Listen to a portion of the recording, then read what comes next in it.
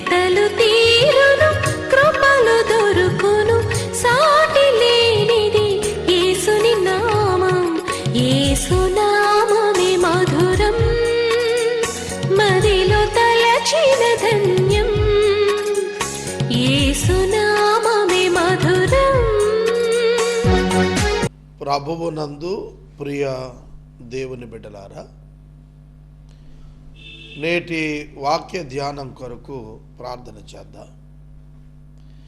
April మాసంలో ప్రభువు మనలను ప్రవేశపెట్టారు. ఇది 2వ తారీఖు. ఈ మాసం 30 దినాలు ప్రభువు కనికరం మన మీద ఉండేటట్లు ప్రార్థన చేద్దాము. మరియు మన పరిష్కారం కొనసాగుటకు ఆర్థిక సహకారం ప్రభువు ఇచ్చినట్లు ప్రార్థన చేద్దాం. అలాగే నేను మనవి చేశాను, ఏసీటీ పాత డ్యూస్ చెల్లింపు కొరకైన సహకారం కావాలని, వాటి విషయం కూడా మీరు ప్రార్థించాలని మనవి. ప్రార్థన. మమ్మలను మిక్కిలిగా ప్రేమిస్తున్న మా ప్రియ తండ్రి, మీ పరిశుద్ధ గణనామమునకు వందనము, స్తోత్రము. వాక్యమైన మీరు మాకు ప్రత్యక్షమవ్వండి. అబ్రహామునకు దేవుని వాక్యము ప్రత్యక్షమాయను. ఆ అనుభవం మాకు దయచేయండి. సినాయి పర్వతం మీద మీరు మోషేతో మాట్లాడారు. అట్టి అనుభవం మాకు అంతరంగాన అనుగ్రహించండి. మీరు మాట్లాడగా మాకెల్లరకు క్షేమము, జ్ఞానము, వృద్ధి సంభవిస్తుంది. అట్టి కృపనివ్వండి. ఈ సమయంలో మీ బిడ్డలు ఎవరైతే ఆప్తులను పోగొట్టుకొని కన్నీటితో ఉండినారో అట్టి వారికి ఓదార్పునివ్వండి. పరిశుద్ధ లేఖనాలు నిరీక్షణనిచ్చాయని నేర్చుకోవటానికి తెలియచేయండి. రక్షకుడైన యేసు నామమున ప్రార్థిస్తున్నాను తండ్రి, ఆమేన్. ప్రియమైన దేవుని బిడ్డలారా, నిన్నటి దినం ఫాదర్ రెవరెండ్ బాలా గారు ద్వారా ఈస్టర్ వర్తమానం విన్నారు. నేను ఈ దినం రోమాపత్రిక 8వ అధ్యాయం 29-30 వచనాల నుండి మరికొన్ని విశేషాలు మీ ముందుకు తెస్తాను. శనివారం అనగా మొన్నటి దినం గుడ్ ఫ్రైడే, ఈస్టర్ మధ్య ఆ అనుభవాలను ఎందుకు అది ఈ 2 అనుభవాలు అనేది చెప్పాను. ఇవాళ రోమా 8:29-30లో ఉన్నటువంటి వచనాల్లో నుండి కొన్ని ప్రాముఖ్యమైనటువంటి సంగతులు మీరు గుర్తెరిగినట్లు చూపించాల. ఎందుకు అనగా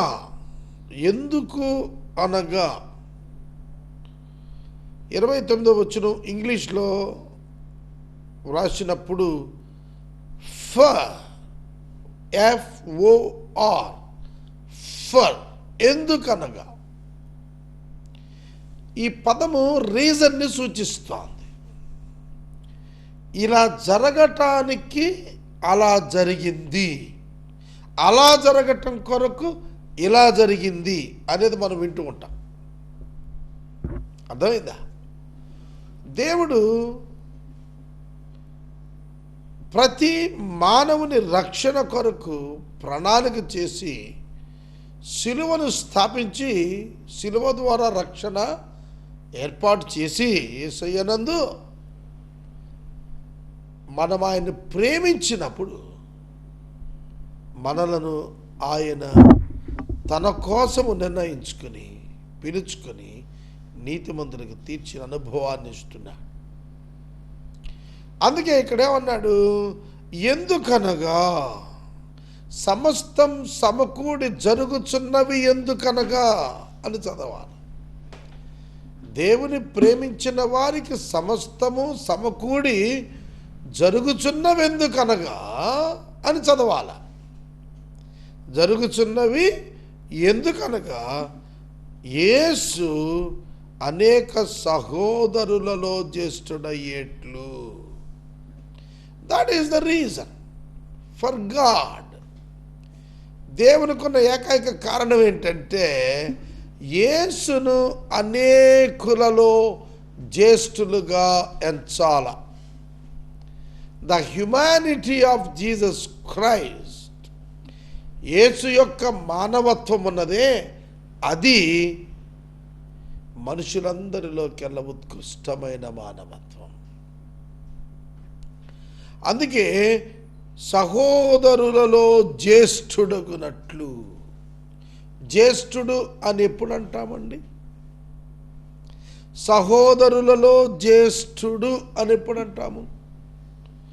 సహోదరులు లేకపోతే జ్యేష్ఠుడు, కనిష్ఠుడు, మధ్యముడు ఎలా తెలుస్తుంది?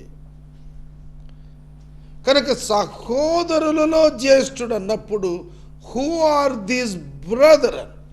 ఎవరి సహోదరులు అంటే యేసుక్రీస్తునందు విశ్వాసం ఉంచి దేవునికి పిల్లలుగా అయినటువంటి వారు.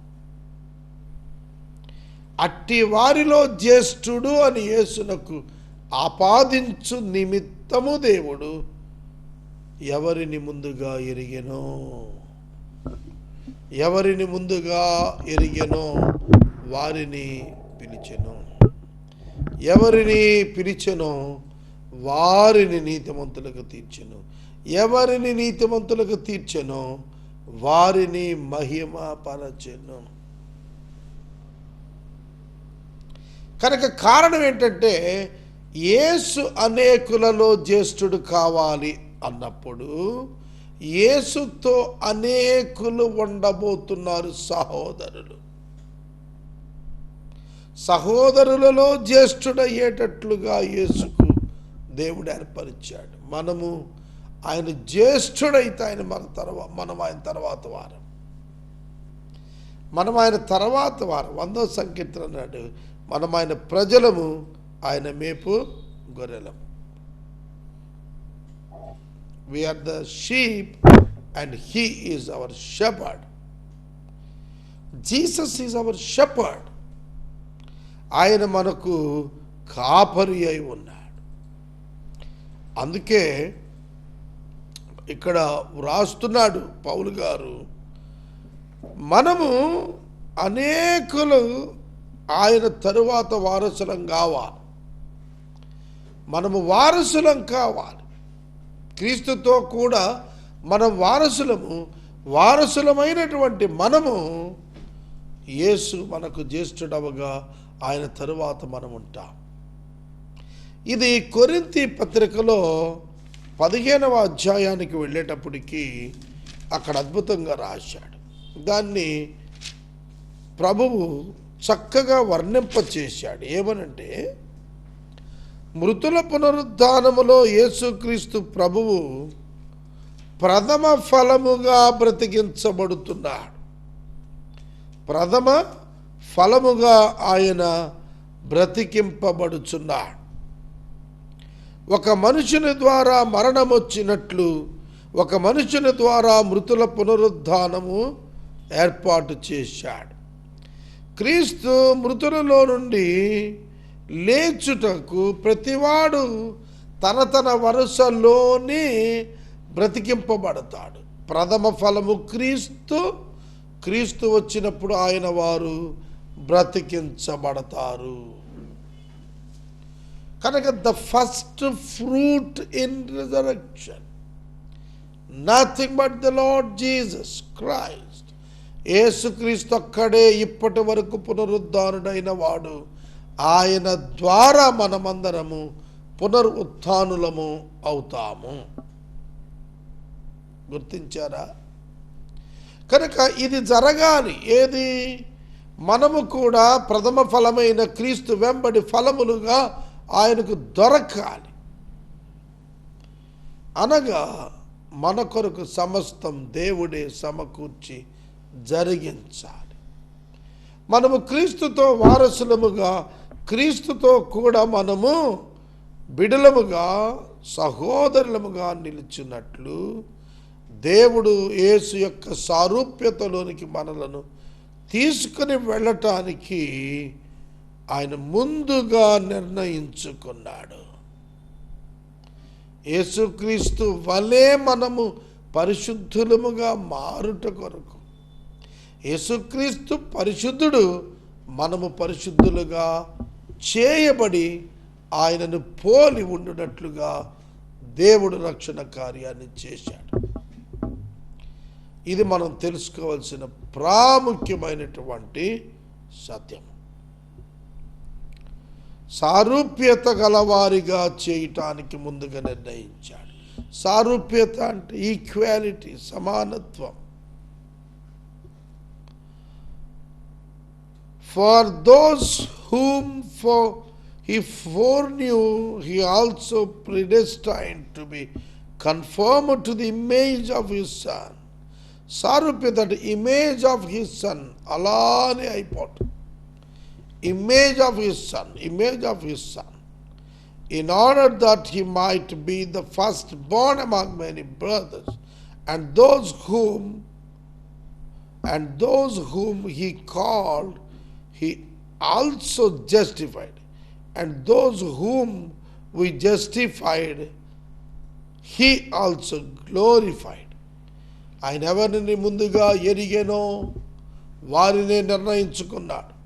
ఎవరిని నిర్ణయించుకొనినో వారిని పిలుచుకున్నాడు. ఎవరిని పిలిచాడో వారిని నీతిమంతులకు చేశాడు. ఎవరిని నీతిమంతులకు చేశాడో వాళ్ళను మహిమపరిచాడు. Glorified them. That is the ultimate plan of God for humanity. అదే మానవుల పక్షంగా దేవునికి ఉన్నటువంటి అద్భుతమైన ప్రణాళిక. కనుక God glorified a believer who is faithful, my friends. ప్రభువు మన పక్షంగా ఉన్నాడు. ప్రభువు మనకు జ్యేష్ఠుడుగా ఉన్నాడు. ప్రభువు మనకు సారథిగా ఉన్నాడు.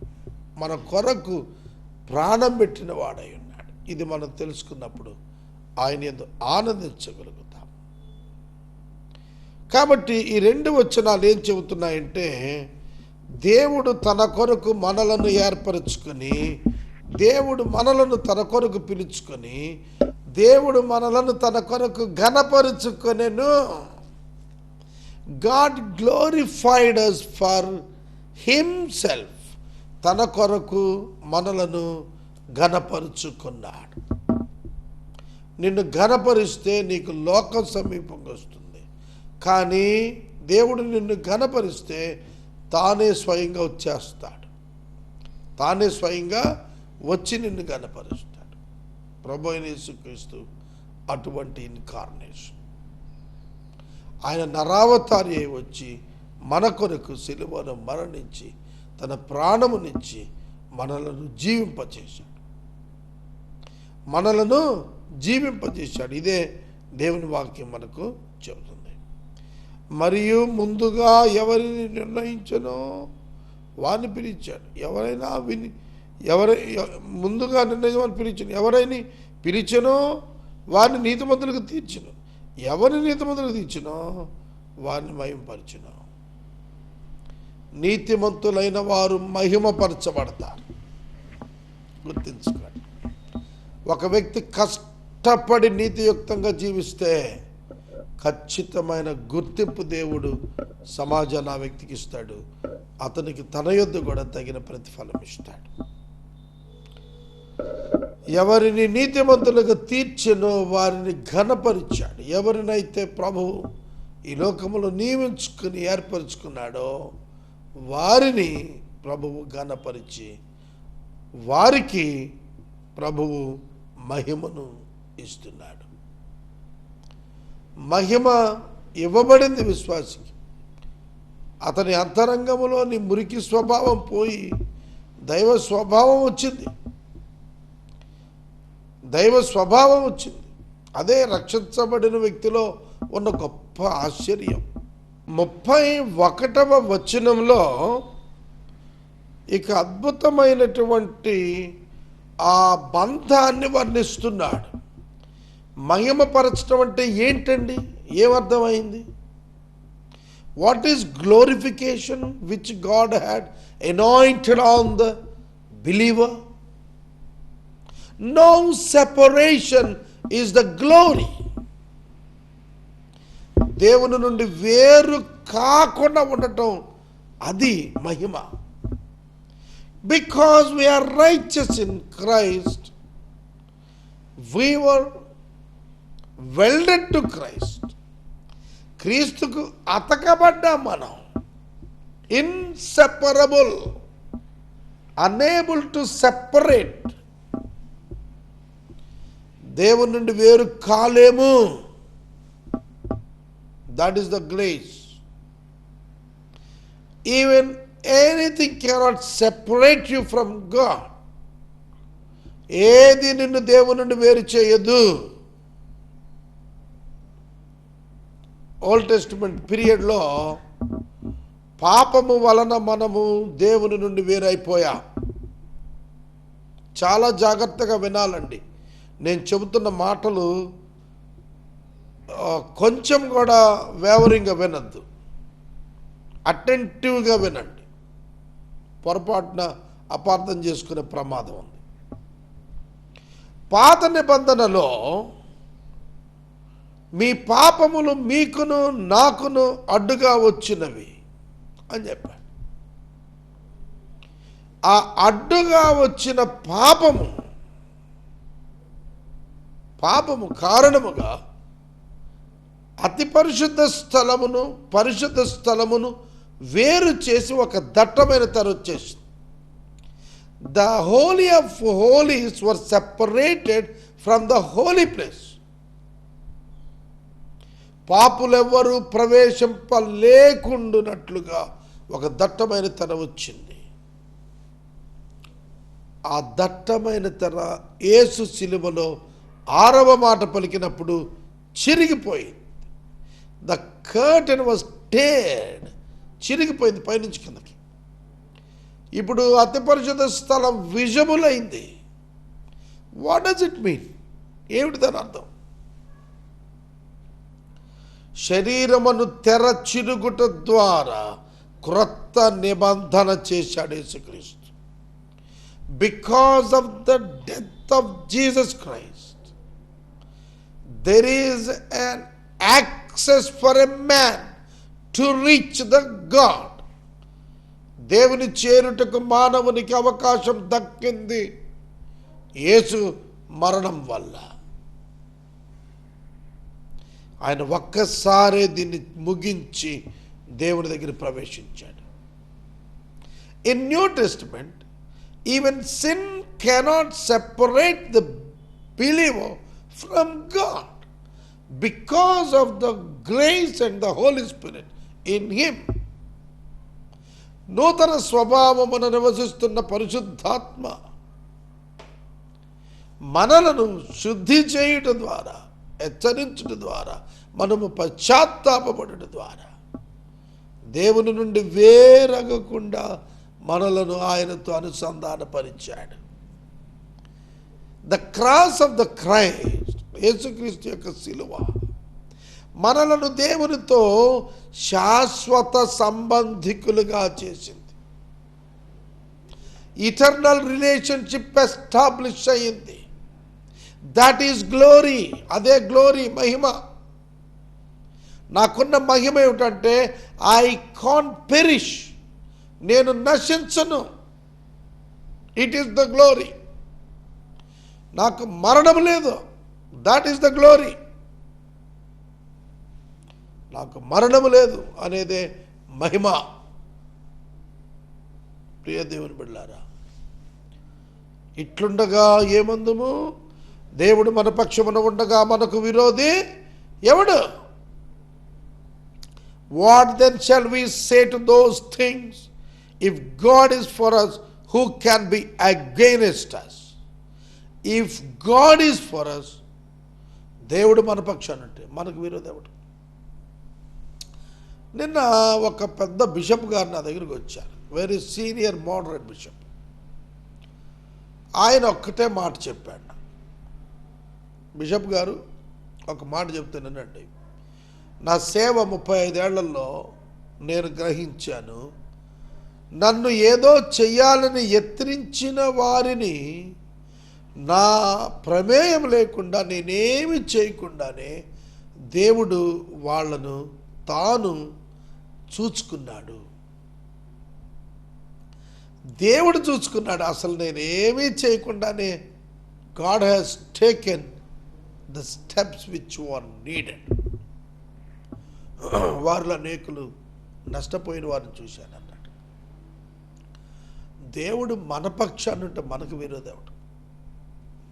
Let the whole world stand against us, nothing will happen. ఏం జరగదు. ఒక అగ్నిగుండం వచ్చి ఎదురు నిలిచినప్పటికీ, త్రోయబడినప్పటికీ కాల్చజాలదు.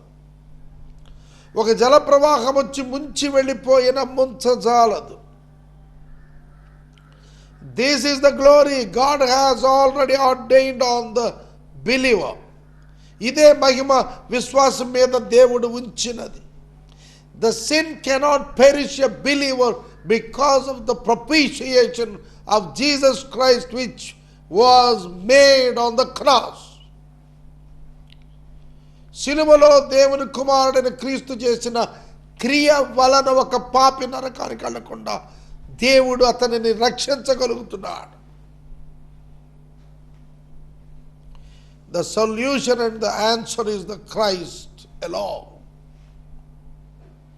అందుకే వాళ్ళు నేను వాక్యం చెబుతూ చెప్పాను,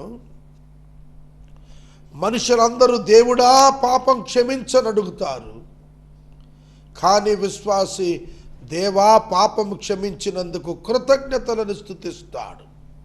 The unbelievers are at the stage of asking for forgiveness, but the believer is praising God for the forgiveness which already received. పరిశుద్ధాత్మ దేవుడు మన యందు నివాసముండి ఆనందిస్తూ ఆరాధింపజేస్తాడు. కానీ పాపులకు ఆ భాగ్యం లేదు. What is the glory? ఏమిటి మహిమంటే ఏమిటో తెలుసా? సమస్తం అనుగ్రహింపబడుట. Whatever you require, that will be granted for you without any kind of any intervention of yourself. నీ ప్రమేయం లేకుండా అన్ని నీకు ఇవ్వబడతాయి. It's my experience, 28 years. నేనెన్నడూ నాకు కావలసిన వాటిని నేను పొందుకోలేదు, అనుగ్రహించబడ్డాయి.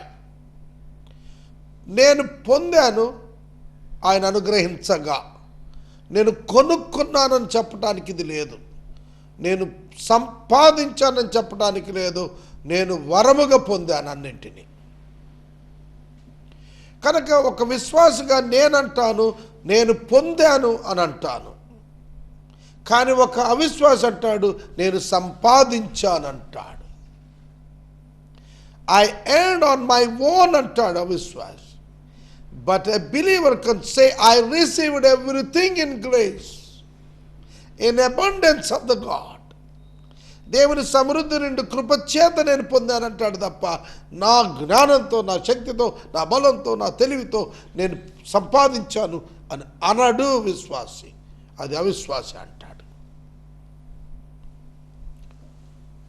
దేవుడు మన పక్షమునుండగా మనకు విరోధి లేడు.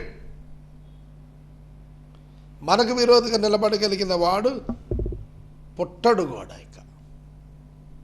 ఎందుకంటే ఆయన నిత్యము మన పక్షంగా ఉంటాడు. గంటుండి గంట మాయం అవడం. ఇశ్రాయేలును కునుకువాడు, ఇశ్రాయేలును కాపాడువాడు కునుకడు నిద్రపోడు. నేను ఎక్కువ ట్రావెల్ చేస్తున్నా సెల్ఫ్ డ్రైవ్లో. ఒక్కొక్కసారి ప్రమాదవశాత్తు కన్ను మూతబడిపోయే ప్రమాదం కూడా నేను గమనించుకున్నాను. అందుకే డ్రైవర్ కావాలని నేను ప్రార్థన చేస్తున్నాను నా కోసం. ఎందుకంటే చాలా వర్క్ పెరిగిపోయింది. 18 hours పని చేస్తే కూడా నా పని పూర్తి అవటంలా, నాతో పాటు 18 hours పనిచేసే బృందానికి ఉన్నాయి, అయినా మాకు అప్పగించబడిన పని కంప్లీట్ అవటం అంత పని ఉంది. ఆ నేపథ్యంలో ఒకరోజు నేను పర్టికులర్గా గమనించాను, నా కారు ఒకవైపు నా కునుకు టక్కని క్షణంలో నా కారు ఒక సైడ్ వచ్చేసి, ఒక వ్యక్తి ఎవరు ఆ స్టీరింగ్ని పట్టుకొని రైట్ లెఫ్ట్కి తీసుకొచ్చినట్టుగా వెహికల్ నేను సెన్స్ చేశాను. It's not me who turn the steering from right side to left, but I observe that some power turn the steering. నాకు అదే ఆశ్చర్యం వేసింది. వెంటనే వాక్యం గుర్తు వచ్చేసింది. నన్ను కాపాడేవాడు కునుకడు, నిద్రపోడు. నేను కునుకుతున్నా, నిద్రపోతున్నా. Because he has my father. ఆయన నా తండ్రి, ఎట్ట నిద్రపోతాడు? ఆయన మన పక్షంగా ఉన్నాడు, మనకు విరోధి ఎవడు? మనకు అన్నీ అనుగ్రహిస్తాడు. అన్నీ అంటే అన్నీ, ఇది కాదనేది లేదు. ఏదైనా సరే ఓ మాట చెప్తాను. నేను మా చర్చిలో నా మనవడు ఉన్నాడు. మా మనవడు చర్చిలో చిన్నవాడు, సంవత్సరం పిల్లవాడు. మైక్ దగ్గర వెళ్ళి ఆడుకుంటున్నాడు, నేను ప్రసంగం చేస్తున్నాను. సడన్గా చిన్నవాడు కదా, సౌండ్ పూర్తిగా పెట్టేశాడు. మాస్టర్ని ధన్మని తిప్పాడు. పక్కనే సౌండ్ బాక్స్ గయ్యమని పెద్ద శబ్దం వచ్చింది. చర్చిలో మేము అందరం కూర్చుని ఉన్నాం. ఆఖరి బెంచీలో ఒక ఆయన కూర్చున్నాడు. పరిగెత్తుకొని వచ్చి ఆ మైక్ ఆఫ్ చేసి ఆ బిడ్డని గుండెకి హత్తుకున్నాడు. Because he is the father of that little boy. పక్కనే ఉన్న నేను లెగలేదు, ప్రసంగిస్తున్న నేను. నా ప్రక్కన ఇంకా అన్నలు కూర్చున్నారు, బయట అమ్మ కూర్చున్నారు, అందరు కూర్చున్నారు. కొంచెం ఇంకా దగ్గరలో తల్లి కూడా కూర్చున్నది. ఆవిడ కంటే ఫాస్ట్గా రియాక్ట్ అయ్యి క్షణం కంటే తక్కువ సెకండ్ కంటే తక్కువ క్షణం సమయంలో his father ran very fast. దూరంలో ఉన్నాడు కూర్చుని. ఆయన పరిగెత్తుకొచ్చి ఆ బిడ్డను ఎత్తేసుకున్నాడు. ఆ శబ్దాన్ని నిరోధించాడు వెంటనే. That is father. అది తండ్రి అంటే. మన తండ్రి కూడా అంతే. మన తండ్రి పరలోకంలో సింహాసనం మీద కూర్చున్నాడని మనల్ని ఏది పడితే అది ఎవడు పడితే చేస్తూ ఊరుకుంటాడా? పరిగెత్తుకొచ్చేస్తాడు. సమస్య లేదు. ఎవడు మన విరోధి? Who will be against to us? No one. అగ్నియా చల్లార్చేస్తాడు, ప్రవాహమా అణిచేస్తాడు, అధికారమా చదును చేస్తాడు. ప్రియమైన దేవుని బిడ్డలారా, అన్నీ ఇస్తాడు. నీకు శ్రేష్టమైనవన్నీ ఇస్తాడు. నువ్వు తేలుని అడిగినా సరే నీకు తేలివడు, నీకు మేలే ఇస్తాడు. నీ అవివేకాన్ని బట్టి నువ్వు ఎన్నో కోరుకుంటున్నావు. అవివడు నీకు అవసరమైనవి, నిన్ను మహిమపరిచేవి, నీ ఆనందాన్ని పెంచేవి, నీకు మహిమను తెచ్చేవి ఇస్తాడు. నా ఎక్స్పీరియన్స్ అది. నా చర్చ్ 10 members ఉంటారు. నేను ఇండియన్ ఇండిపెండెంట్ బిషప్స్ అందరికీ నేను చైర్మన్ అయ్యాను. బిషప్ అంటే రెస్పాన్సిబిలిటీ అనేది నా చిన్న పదవి రుజువు చేసి. It's not the big buildings, it is the shepherd. ఒక కాపరి. It is shepherding. కాపరి బిషప్ అంటే ఉట్టి ప్యాస్టర్ కాదు, సమస్తమంతటిని సంరక్షించేవాడు. So God filled the spirit in me to take care of the Indian church. That is the big bishop. కనుక నేను మనం చేస్తున్నాను. ఎందుకు ఇవ్వడు? అన్నీ ఇస్తాడు. ఏమిస్తాడు? అవసరమైనవి ఇస్తాడు, తను అనుకున్నవన్నీ ఇస్తాడు, తన స్థాయికి మనం తీసుకెళ్ళి మరి కూర్చోబెడతాడు. నేను ముగిస్తున్నాను. రేపటి దినము 33వ వచనం చెబుతాను. వాక్యం చెబుతుంటేనండి గుండె ధైర్యంతో నిండిపోతాం. అట్టి అనుభవం మీకు కలుగును గాక. ప్రార్థన. మమ్మల్ని మిక్కిలిగా ప్రేమిస్తున్న తండ్రి వందనాలు. వాక్యం విన్న బిడ్డలు దీవించండి. ఏసీటీ రుణం తీర్చడానికి నాకు సహకారాలను ఇవ్వండి. యేసునామమున నడుచున్నాను తండ్రి. ఆమేన్. తండ్రి అయిన దేవుని ప్రేమ, కుమారుని యేసయ్య కృప, పరిశుద్ధాత్మని కన్యోని సహవాసం సదా మనకు తోడైనను గాక. ఆమేన్.